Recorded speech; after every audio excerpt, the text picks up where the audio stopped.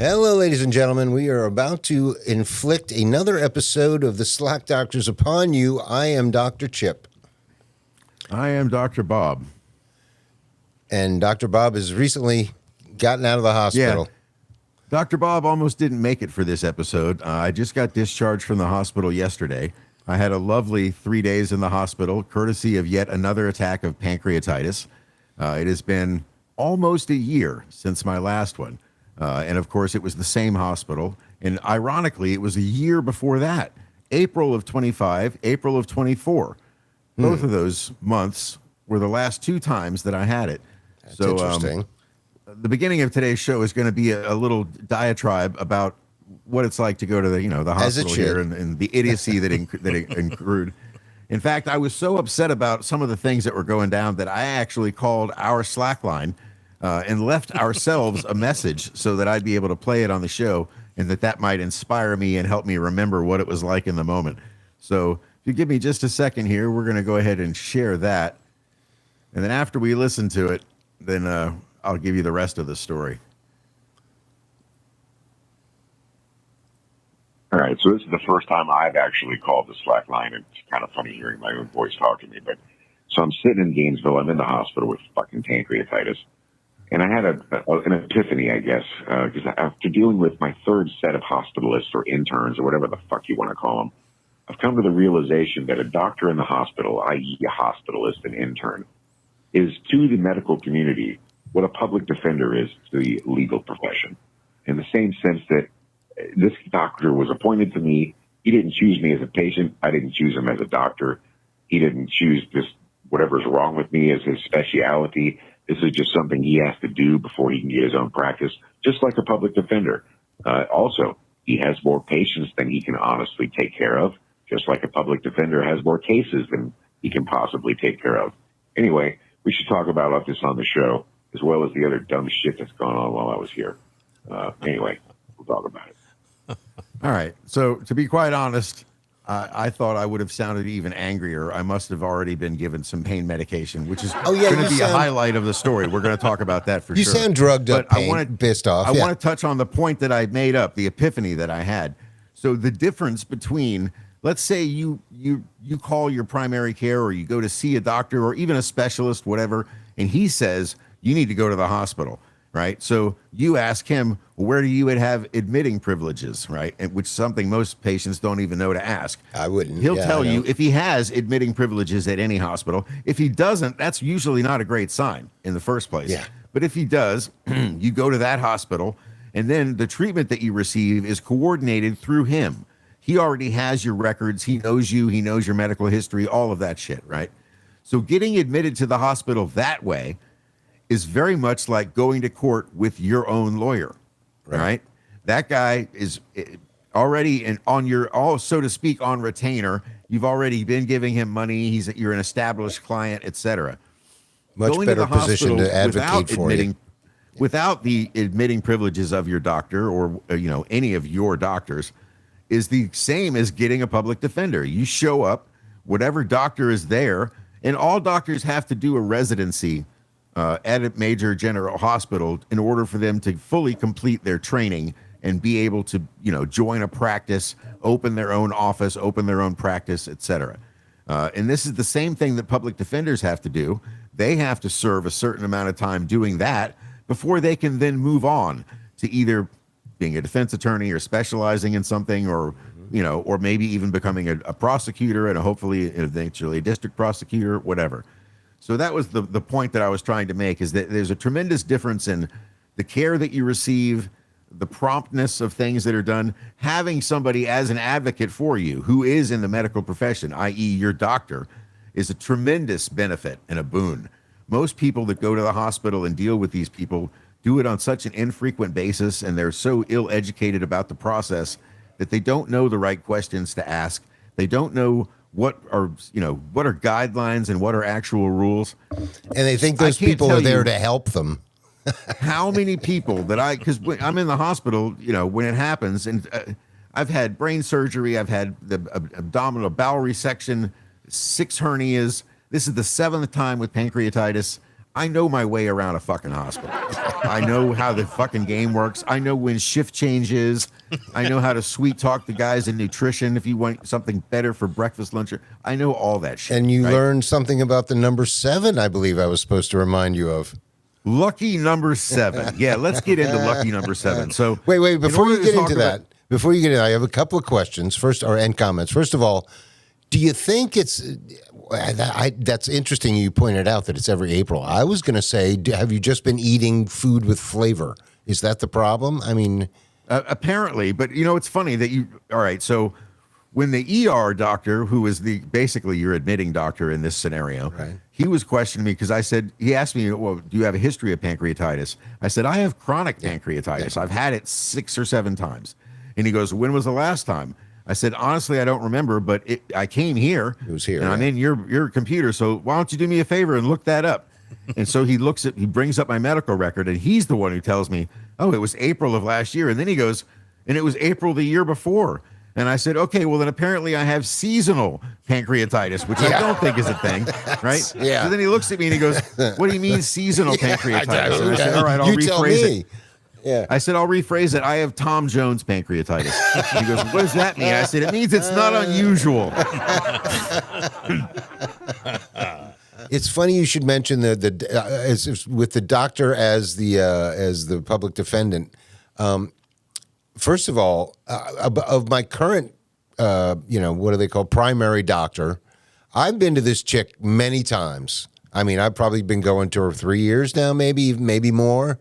She's seen me 3-4 times a year now, at least for 3-4 years. I don't think she has any idea who I am. And every time they try to push the cholesterol medicine on me, and I just look at her like, really? Again? We're going to have this conversation again? Don't you remember from last time? Remember you just for that. Yeah, just you for would you think. Being an obstinate, You non-compliant. That's the word they use, is non-compliant. That's it. But not only that, before that, when I used to go to that place, Found Care, which is a federally funded revolving door, literally shithole country level, service and treatment. But all I needed was a script to get my damn Synthroid, so I didn't give a shit. But I would go there, and literally every 4 to 6 months at that place, be a new doctor, and none of them spoke very much English. Any of them. So talk about your, revolving door of right. public defenders just getting, that ripped reminds through me the of something. system. I need to make this comment before I forget it.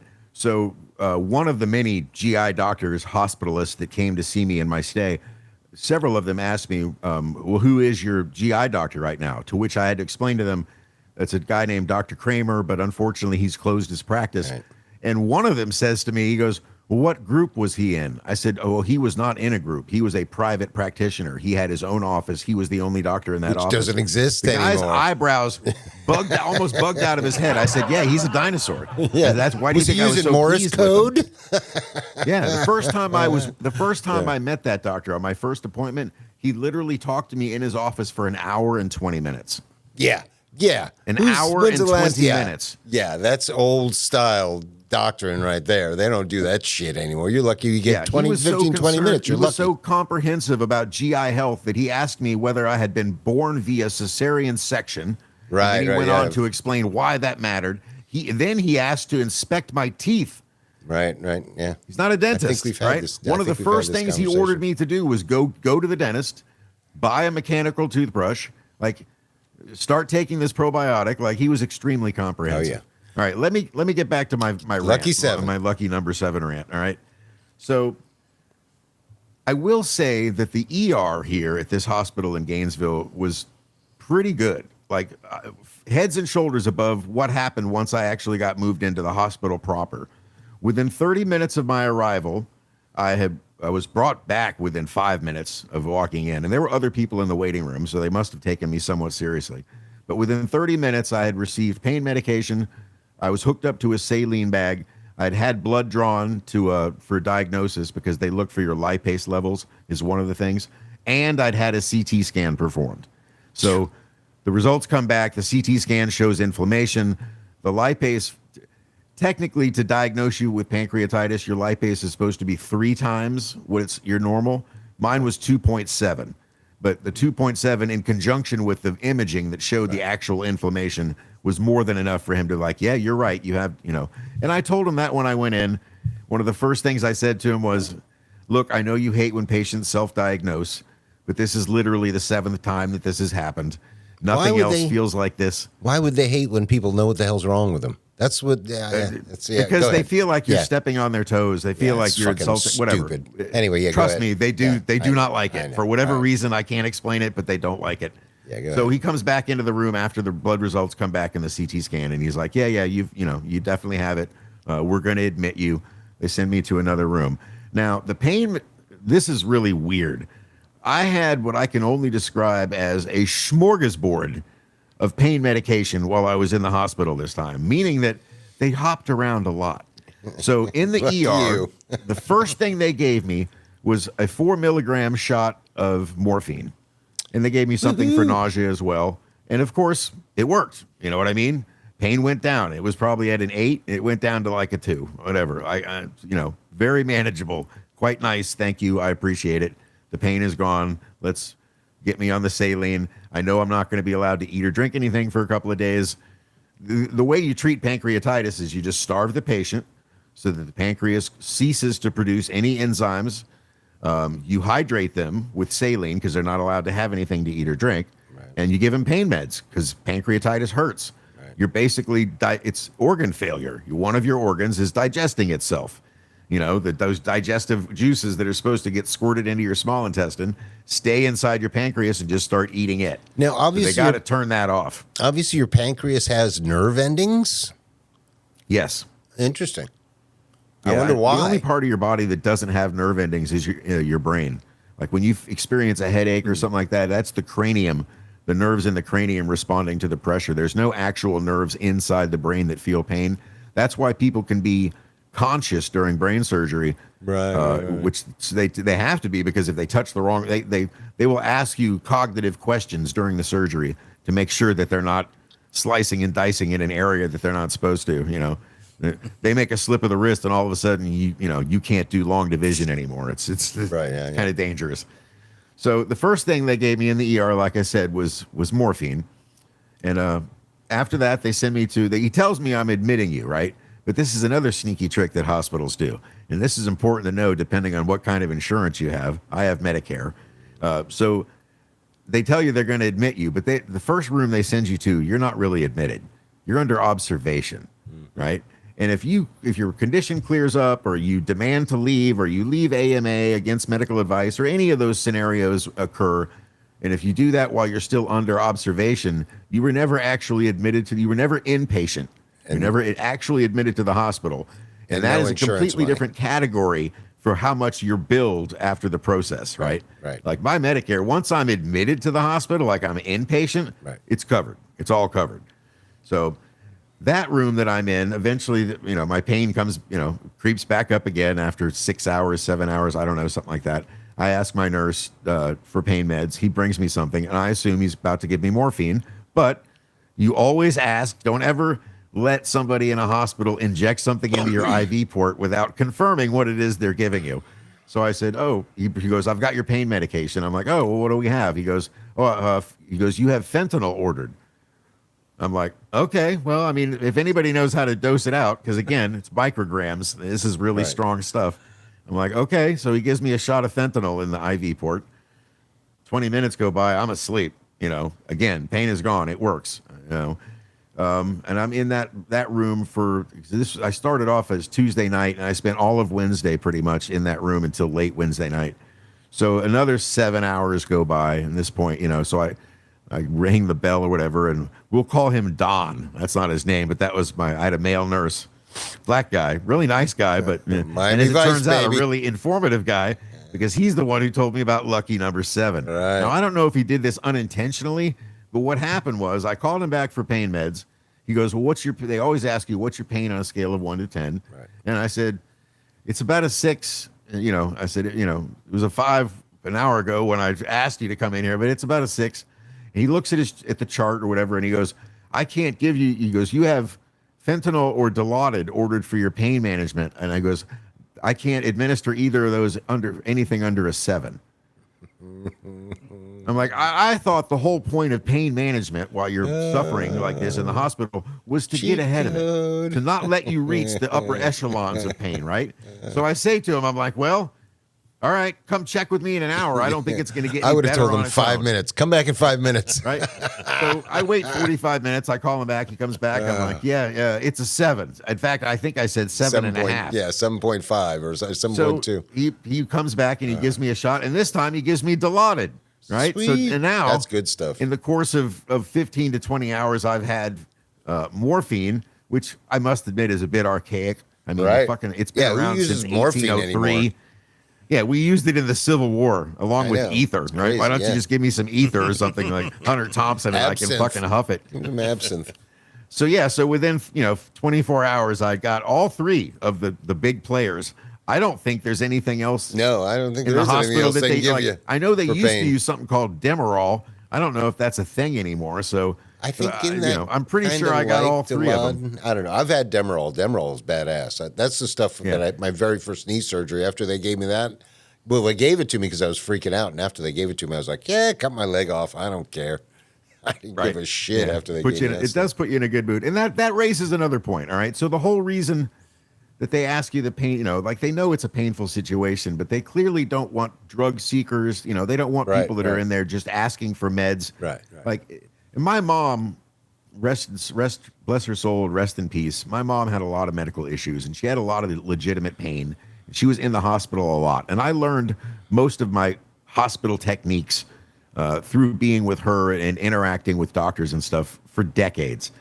And she was, sadly to say, she was a drug seeker, but she also had legitimate pain, and that's a hard line to walk, right? Oh, yeah. She was one of those people that would, if they say they can give you this pain med every 4 hours, 4 hours on the dot, she's hitting the button and asking for the meds, right? Right. Now, the problem with doing that is that if you go by the books like that, whether it's true or not, whether you have legitimate pain or not, you're going to get shit on your chart. You're going to get labeled, and they're going to treat you differently. And Hey, the man, reason that I still am able to get proper pain management when I go to the hospital, because I have this chronic recurring condition, and I've had, like I said, I've had the bowel obstruction 2 times before the pancreatitis shit even started, is that you have to be very clear and concise with them, and you have to cut yourself off when the pain goes away. And you can't hit the bell every 4 hours. You got to wait. You know what I mean? And I never go, I don't do it based on when I'm allowed to have it. I know that I can't have it for another 4 hours, and then I wait after that until it hurts, right? But I'm not going to wait until it creeps up to a fucking 7 or an 8. Yeah. This is another reason why the whole scale in the thing is weird, is because most people are not accurate and they're not honest with it when they ask you, what's your scale of pain on a scale of 1 to 10? I have been in the ER and overheard other patients talking to doctors, because there's no privacy in the ER, obviously, right? And I've heard people say to the doctor, it's a 10. I'm sorry, but you should never be able to say 10. You should be fucking screaming. Yeah, right. If it's a 10. Yeah. 10 is not, I yeah. have a 10. I've never had a 10. I've had 9s, and I was crying. I think Literally I've had a crying. 10, but it was only like You know for, what I mean? for a Like- few instances, and then you are screaming. Yeah. Well, I've never been shot or stabbed. Maybe that, you know what I mean? I've never birthed a child, and I've never had a kidney stone. So maybe those are 10s. But I've had 9s, and I've seen people screaming in pain and car accident situations and things like that. And that's probably a 10. So when I, to me, a 7 is a pretty substantial amount of pain before I'm going to admit to a 7. You know what I mean? So that's why for them to put a code cutoff on a number like that for you to get your pain meds. So I could have bitched and raised a fuss, and I could have demanded that they give me something. Right. But having already admitted to being less than a 7, do you know what that would have required that nurse to do? That nurse would have had to then contact the doctor that was in charge of my case, i.e. the hospitalist, explain the situation to him, assuming he's not busy and has time to talk to him, get him to change my pain med orders for whatever the next level down is. Maybe it was morphine. I don't know what they give people that only have levels up to 5 or 6. Then that would have had to go to the pharmacy. Then they would have had to fill it. Then the nurse would have had to go get it, come back, and then give it to me. That would have added another 2 hours to me receiving the medication, at which point I would have been over a 7 again and fully able to qualify for the meds they had scheduled me to get in the first fucking place. That's crazy. I got a buddy of mine, it's a drummer too, that it's like he's an opioid addict. He knows it. I know it. Everybody knows it. But he needs them. You know, he's got some lower back shit that, you know, and it was crazy because you could tell when he showed up at a gig, oh shit, he hasn't had his meds. This is going to be a crappy gig. He's not going to be happy. Or he'd show up and he'd be happy as hell. Like, all right, great. He's had his meds. Thank God. You know, but and the other point I wanted to make about the whole drug seeking, you know, giving you, you know, look, I'm not going to lie to you. The only time I get these types of, especially intravenous, like Dilaudid and things like that, is when I'm in extreme pain. Having said that, it kills the pain and it gets you high. Oh, yeah. There's no denying that. It feels good. You feel good, right? Here's my question. If you're in the hospital being treated for a condition that is known to literally cause extreme pain, that's what it does. You're burning up an organ inside you with chemicals. Why wouldn't they allow you to enjoy the fact that, you know what I mean? Like, I'm going to be a better patient and bitch at you less if you give me the fucking shot. Yeah. The only I can't eat anything. I can't drink anything. Well, I'm in a room with another guy, stranger. I'm surrounded by fucking loud beeps and bright, you know, lights and codes getting called and people running around. It's a nightmare scenario. Nobody wants to be there. Let me be high. they don't want to make you an addict. It's the only thing. It's the only thing that makes the whole thing. It's slightly tolerable. And even having said that, you still want to get out as soon as you can. So the morning that I woke up Thursday morning and it didn't hurt anymore. And that's the way this shit goes. It's like almost like having a cracked rib. Like it hurts. And then one day you notice, oh, it doesn't hurt anymore. I mean, it's a much quicker process because it only takes a matter of days instead of weeks. But that is how pancreatitis goes. It just stops hurting. Right. My pancreas quit doing the thing, you know. You still have to go real easy and only have like broth and water for days before you slowly reintroduce real solid foods and everything. But you don't need pain meds anymore. Right. Like that part is over. So on Thursday morning, when the nurse came to me and she goes, "How do you feel?" She goes, what's your pain scale? I'm like, oh, I don't have any pain in my pancreas. It's gone. You know, the abdominal pain is gone. She's like, oh, and that also is key to like, you don't, you know, every single interaction you have with these fuckers is written down. Oh, yeah. And that's key to ensuring that the next time this happens and I go back to the ER, they won't treat me like a drug seeker. You know what I mean? Because if you try to milk it out, you know, wake up on that next day, the pain is gone, but I'm just going to stay in the hospital for another day. It doesn't work. Imagine how tough And it's. not only that, but if you let them give you IV shots of Dilaudid for more than 3 days, you're going to have withdrawals. You're going to have problems. Right. Well, just imagine. I mean, if you're in pain for more than 3 days and you need them, well, then you let them happen, but accept the fact that you're going to have withdrawals. And if that's the case, what you need to do while you're still in the hospital at a certain point is ask them, can you guys start giving me Percocets instead and orally, and then cut those in half? You know what I mean? So that by the time you actually get discharged, the last thing you want to do is ride the gravy train until the last minute and get fully hooked, and then get discharged cold turkey, and now you got to go home and suffer through opioid withdrawals for a medical condition. You have to know how these things work, and you have to approach them in a scientific manner, or you're not going to have a good time. And just think how it's going to be now that that all medical stuff is going to be done by robots and AI. And you're like, hey, listen, computer, I really, really need a Percocet today. I'm sorry, Hal. You've had your fill of Percocets for the day. Yeah, it's chilling. Yeah, that's what it's going to be. Did you see Melanie? Go ahead. Speaking of things that, you know, being in charge of your own destiny, so to speak, when you're in the hospital, I can't tell you how many people I've seen that are afraid to do anything that they think will get them in trouble, right? In trouble, air quotes there, or that it's going to get them thrown out of the hospital, right? So on Thursday, like I said, after I had told them I don't have any pain anymore, she said, oh, well, then we'll probably discharge you today. She went ahead and disconnected me from my IV. I still have the port, still got the IV in my arm, but I'm no longer connected to the saline bag on the pole, right. so I can walk around, whatever. So they bring me my liquid breakfast. It's got a cup of coffee involved, and it's hospital cafeteria coffee. So Right. I put my clothes on. I get up. I go downstairs. Go to the cafe, not the cafeteria, but the little coffee shop area. Right, where they have real get coffee. myself a latte. You know what I mean? Go back up to my room, drink half of my latte. Ask my roommate, who looks at me like, "What are you doing?" I go, "Oh, they got a coffee shop downstairs. You want a coffee? I'll get you one on me." And he's like, "No. I don't want anything from the outside." I'm like, "Okay, whatever." So at this point, I'm feeling fine. I don't have pain anymore. I'm just waiting for them to process my discharge papers. There's no reason for me to be here anymore. I know what to do for the remainder of my care when I get home. So I hadn't had a cigarette in 2 or 3, 2.5 days, whatever. So at that point, I still got half my coffee. I go down. Well, I made them give me a nicotine patch. I was going to say, yeah. I don't know how you did Wednesday, that. yeah. And you don't ever. Oh, by the way, if you do smoke and you've never experienced a nicotine patch before, and you have to go to the hospital and you end up receiving a nicotine patch, do not go to sleep with the nicotine patch on. Ooh. It is not wise to sleep with a nicotine patch on. You will have the most vivid dreams that you've ever had in your life. And while that may sound like a good thing, I can assure you that it can take a very dark turn. It will turn a nightmare into a religious experience. It's very, very bad. Just don't ever do it. And the simple reason is that while you may be a smoker, you don't typically smoke in your sleep. And so it's really not a good idea to flood your system with nicotine while you're asleep.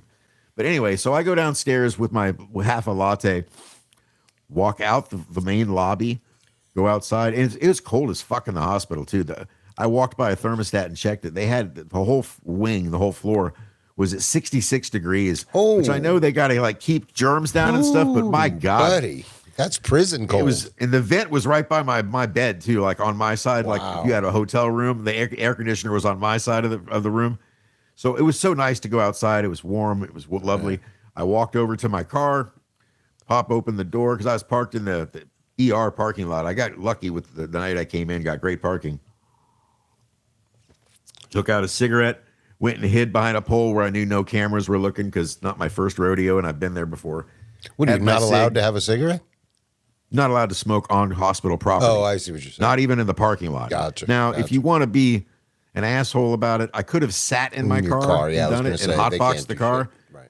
But I literally the only reason I didn't do that, because I didn't want to just completely coat myself and stink, but also because I didn't want to give somebody false hope that thought they were going to get my parking spot. Yeah, I'm right. not that much of an asshole. There's not that many spots in this tiny little lot, and if I saw somebody getting in their car and I was trying to go to the emergency room, I would sit there for a long time thinking, well, he's going to pull out eventually, just to see them get out of their car and a big cloud of smoke come out. Right. I'd be mad as fuck. So didn't want to do that. So I have my cig and I go back into the hospital. And at this point, I'm in a good mood again because I'm not in pain anymore. And I know I'm going to be getting out probably within a couple of hours. This is like probably 8 o'clock in the morning, maybe 8:30. And I get back to my floor where my room is. And I see this woman, older woman, tiny, frail little thing, probably 4'11", maybe 85 pounds. And she's got a shawl on and she's pacing the halls. And I said, "Oh, honey, it's cold in here, isn't it?" She goes, "Yeah." I said, "You should go outside for a few minutes. It's over 70, maybe 72 outside. It's really nice." And she goes, "Oh, I'm not allowed to go outside." And I said, "Well, you're walking around the hall." I said, "Well, if you were fall risk, you'd have different colored socks on." I know the code socks have different color codes for whether you're a fall risk or whether you're allowed to leave your floor. And based on her brown socks, grippy socks, I know that she has the same privileges that I do, which is you're not a fall risk and you're not confined to, you're not in prison, for fuck's sake. So I tell her, "Yeah, go outside." She goes, "Oh, I'm not allowed to." And I said, "Why not?" And she goes, "Well, I have my IV in still." And she shows me her arm. And I'm wearing a bathrobe, so my sleeves are kind of long. Always bring your own bathrobe so you don't have to have your ass hanging out when you walk around in your gowns. I pop my arm out of my sleeve and show her my IV port, and I go, "Yeah, I got one too, so what?" And she goes, "Oh, I don't want them to throw me out." I said, they're not going to throw you out for going outside to get warm because it's so cold in here. I said, first of all, People at are most, such sheeple. they might give you a warning, right? They might tell you they don't want you to do this. Most, I said, and secondly, go back inside. I wish to God they would deny me medical treatment and throw me out because I went outside to get warm. It's a I huge will lawsuit. own this. One of these Huge buildings will lawsuit. have my name on it. It's going to be a lot of fun. So on the same vein of, they're not the boss of you. Dr. Bob you can kind Hospital. of do what you want. I had to get an MRI while I was there, which, this goes back to the smorgasbord of drugs. I forgot to mention this. Oh, yeah, they so gotta I give you have something for that. pretty intense claustrophobia when it comes to an MRI. I don't know. There's something about being in the middle of a metal I fall asleep coffin during them. that's an inch away I from nod my out. face I have where no I can problem with smell it. my own breath bouncing back into my face. I don't know. I don't like it. Makes me feel like I'm buried alive. So every time I've had one, and I've had 5 or 6 of them, and they used to always be of the brain and the neck. That's Right. why that's the worst kind too, Right. because now So your your head face is in there, is yeah. dead center. You can't see light on the tunnel at either end. You look down at your feet, you look up, you don't see the exit on either side. You're, as far as your eyes can tell you, you're in a tube. God. You're in a completely closed cylinder. So they always give me something for anxiety. Now, typically, this is an outpatient procedure, which means that they prescribe me. Almost always, it was one Xanax. One time, it was one Valium. And it's really funny to go to the pharmacy and fill a script for one pill. Yeah, They right. always look at you funny, and it's like, yeah, I have a procedure coming up. That's what this is for. Now, because I'm in the hospital, sorry, I got a tickle in my throat, and I'm NPO, which means nothing oral, not allowed to have anything, no, nothing. I forget what the letters stand for. It's Latin or something, but it doesn't matter. What it means is you can't eat or drink anything. They won't even give you ice cubes to suck on. Like, you're fucked. Pro tip, you could just go into the bathroom and drink out of the sink. Water tastes like shit, but if your mouth is that dry and you're thirsty, again, you're not in prison and they're not the boss of you. But they schedule me for this MRI, and this was at 4:00 p.m., right? And she tells me, she knows it's in my chart about the claustrophobia. She goes, we're going to give you a shot of Valium, a 5 milligram shot of Valium. Now, here's another little math tip for people. Whatever pill you've had in your life, like let's say you've ever had a Valium, you've taken a Valium, if you took a 10 milligram Valium orally, a little pill with a little V in it, that's the equivalent of 5 milligrams if it's injected. Whatever the strength is that you took, that you felt the effects of from an oral medication, if the IV version of that Takes drug half is that, literally twice as effective, so they're going to give you half as much. Right. So all of that is to say that a 5 milligram shot of Valium is equivalent to taking a 10 milligram Valium pill, which will definitely help reduce your anxiety and put you in a good mood. So she calls, she has to, first of all, they fucked this up too. When she filled the prescription, she accidentally filled it for 10 milligrams instead of 5. Now, because of that, she had to squirt half of that syringe out into a waste receptacle. But she's not allowed to do that by herself because there could be some issues with that because, I accidentally drew too much. And then she gives herself a little bump of Valium and then gives me the rest. So she has to go get another nurse to come in and witness and sign off on the wasting of half of this syringe. Jesus. Now, the guy in me that likes to have a good time was very tempted to say, "Oh, come on, guys, just give me Just the full give it 10. all. I'm not going to Yeah. tell anybody." But obviously, I take can't it. do that, and that again, that's going to go on your permanent record. So they go through the whole process of wasting it, filling out the forms, and Should have said, I'll take one filling for the out- team. Go ahead, guys. filling out the paperwork on the bench there, and I was there for 2 hours, 3 hours, 4 hours. I'm sorry, I started to go into Alice's restaurant. But so at 4:00, she calls down. She tells radiology, "All right, I have the medication in my hand. When are you guys coming to get them?" I can hear it because the phone is loud. I can hear them say, 5 minutes. We'll be there in 5 minutes. So she says, well, should I give him the shot now? And thank God this moron on the other end said, no, wait until we get there. That was 4:00. At 5:52, they came to get me. Now, finally thankfully, showed she up. did wait until the last minute because it would have been an hour and 45 minutes after they were supposed to be there, and it would have worn off fucking completely. So she gives me the shot of Valium. Now, this is like an hour and a half after I received a shot of Dilaudid. So as I'm being wheeled down to radiology, to the MRI, I'm a little drowsy. I'm not only am I not in pain, but now I'm a little like, a little dizzy, whatever. Yeah, right. They get me down there. Right. As they're wheeling me up, there's like 2 or 3 people in gurneys that have already had their procedure done, and they're just laying there waiting to be taken back to their room. They're still finishing up some guy, so they put me in front of the doors. The doors are cool. They're like something out of a Marvel supervillain lair or something, because they have these at every corner, at 4 corners, there's these flashing lights, and they flash red or green depending on whether the magnet is in operation inside. Ooh. So like, when it's safe to go in, or when you need to make sure you don't have any metal in you, blah, blah, blah. So they finish up with the person in there. And I didn't get a good look at him. I don't know if it was a man or a woman. I guess in this days, I'd have to ask him anyway. But they finally pull them out of there. It's my turn to go in, and I'm fucked up at this point. I'm high on Dilaudid and Valium, and so the guy says to me, "You don't have any necklaces, tattoos, or piercings or any metal on your body?" I said, "No, not, no keys, nothing. I'm naked under this robe, like we're good to go." And then as we start to walk into the room, where I know where the point is, where if you did have metal in your problem, it's about to be a problem. I jokingly say, "Well, I ate about 15 ball bearings before I came here. That's not going to be an issue, right?" And his eyes get big. I'm like, "I'm just fucking with you." So they put me in the tube. They do the process. Now, this is the longest fucking MRI I've ever had in my life. It was a good 45 minutes, right? Wow. It involves a lot of very incremental movements, and then take a deep breath, exhale, hold your breath. And Wow. then they'll move you another 1/4 of a millimeter and say, take a deep breath. And it's a recording, like a HAL 9000 voice telling you to do all these things. Wow. And then at the end, That's a long you time have for to an just, MRI. then he tells you to just breathe normally, and you're going to hear tones, and try to match your breath to the tones. Some weird shit that made no sense to me. They did play Grateful Dead and Fish and John Prine for me through my headphones, so that was cool. I was kind of jamming out to the You had to music, wear at least at the beginning. headphones? They offer, it was a nicer facility. They offer them to you. Oh, The you didn't thing have is to wear loud them. as They just fuck. give them to you. Oh, An okay. MRI is a really loud thing. So at the very least, you want earplugs or noise canceling headphones. But the nicer places, that loud. well, this guy was hooked up to Spotify. He's like, "What kind of music do you like?" I was like, "Jam bands, like, Grateful Dead, Fish, something like that." So he picked a good station for me. So the final part of the procedure was getting a bit too much for me.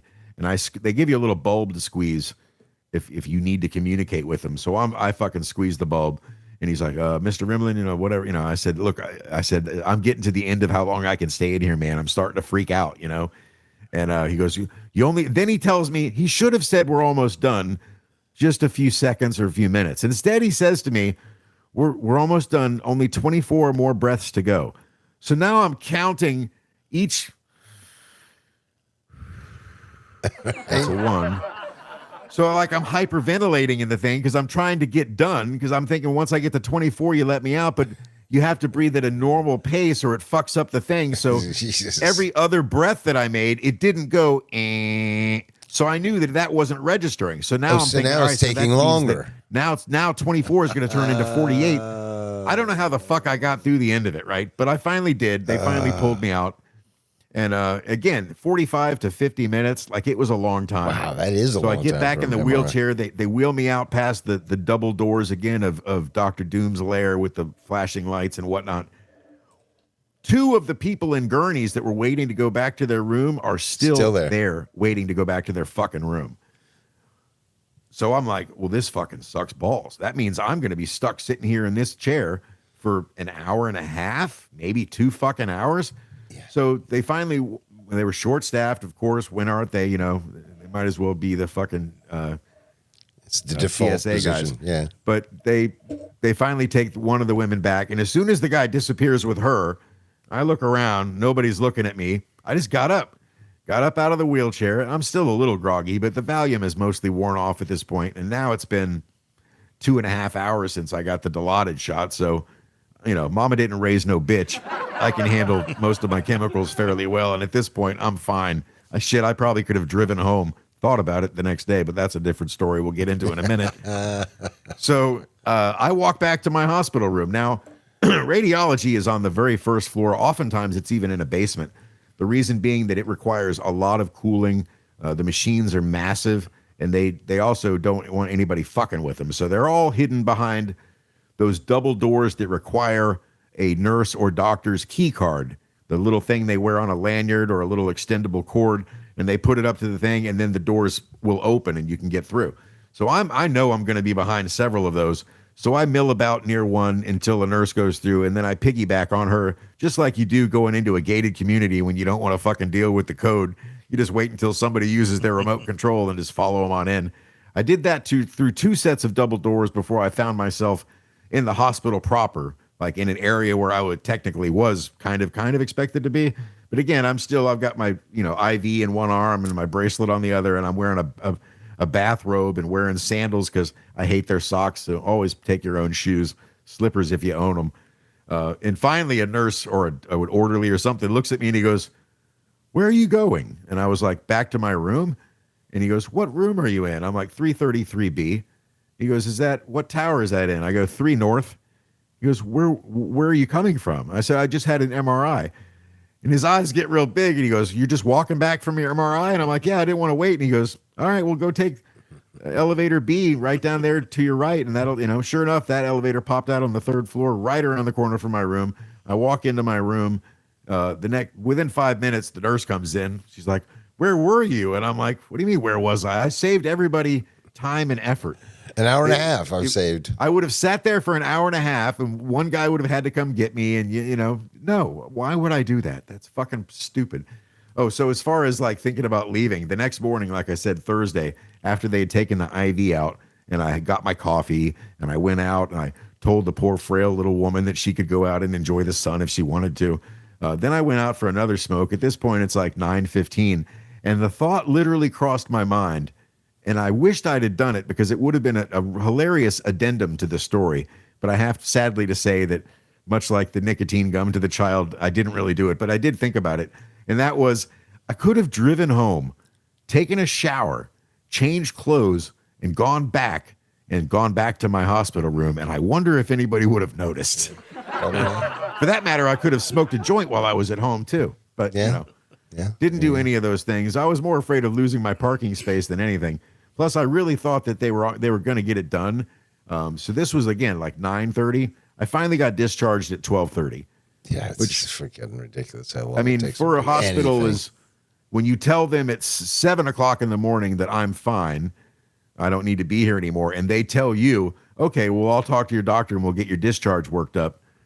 Half a 7 day. a.m. to 12:30 p.m. is about as good as you can hope for. Yeah. That's really about as fast as that's going to move. This is true. And so every night when you're trying to sleep there, by the way, here's a short list of things. If you have a loved one in the hospital that's been admitted, or if you plan on going and you're going to be there for a little while, here's some things that you can take that will greatly improve your experience.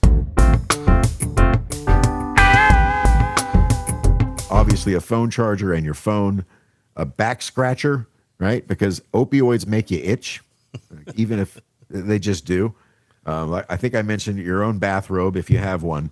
A universal remote if you're somebody that actually likes to watch TV, because the remotes they use for the TV are attached to the bed by a cord, and they're part of a complex system that either calls the nurse, or it can do a lot of different things. But all it can do for the TV is turn it on, turn it off, turn the volume up or down, and move the channels up or down. You cannot enter a channel number on that. Right. So you if got to cycle all the way You have to through. just flip through. Yeah. And oftentimes, one of the up or downs will be broken, which means if you miss it, you got to go all the way through again, and better not miss it again, or you're going to go all the way through again. So a universal remote is a really, really good thing to give to people. A pair of slippers, so you don't have to wear the socks. But the most important thing would be headphones. And I don't mean headphones for your device. I mean noise-canceling headphones. Earplugs, something along that. A sleep mask wouldn't be a bad idea either, now that I think about it. A what? Because everything, a sleep mask. Oh, mask. Okay. Mask. Gotcha. Everything in your hospital room, and everything in the hallways around you, and everything in everybody else's hospital room beeps, blinks, or buzzes all night long. Every time your IV runs out, it starts beeping. Now, the amount of time it takes for somebody to notice it and come do something about it, in my experience, has never been less than 10 minutes. Like, oftentimes more than that. So you can hit a button on it to make it stop beeping, but only temporarily. And after a few minutes, it'll start beeping again. you can ring the nurse's station and tell them, hey, my IV is complete. The transfusion is complete. Somebody needs to come do whatever. Another thing that can make it beep incessantly is that if it gets unplugged once the battery runs low enough, so then you have to get out of bed yourself and plug it in. But the bigger issue that I want to ask the medical community is that if these things are allowed to beep uncontrollably for 10, 15, 20, 25 minutes, why the fuck do they beep at all?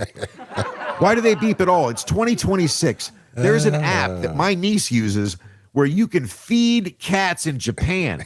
By donating money on your phone, a lever will drop treats into a cat's bowl with a fucking camera on it. You can watch it live. You're telling me that you can't tell in the nurse's station 30 yards away that the fucking IV in my room is done? For fuck's sake. What are we wasting our money on technology for? Why can't we do this? Oh, good Lord. The beeping and the blinking is off the fucking charts. It's unnecessary. It's completely unnecessary. And I know this is going to be one of our shorts. And Dean, I look forward to the things that you add to it. Forget the shorts. I believe this was, I think we're just going to wrap this whole episode up right here. And this was a powerful one. That's it. I feel like I've talked the entire fucking time. You have, and it's I don't think been we've shown a single glorious. clip. We didn't listen to any of your voicemails at all. I listened hope to your that somebody voicemail. learned something from this today. Well, I hope that the next time you go to the hospital and they ask you what your pain is on a scale of 1 to 10, don't you dare say anything less than a 7. Because if so, you deserve whatever suffering you get. Oh, and if you haven't, that's not my opinion. That's their opinion. And if you need any more medical advice, 904-549-9024. Like, subscribe, comment, and we will see you next episode. Thanks, guys. So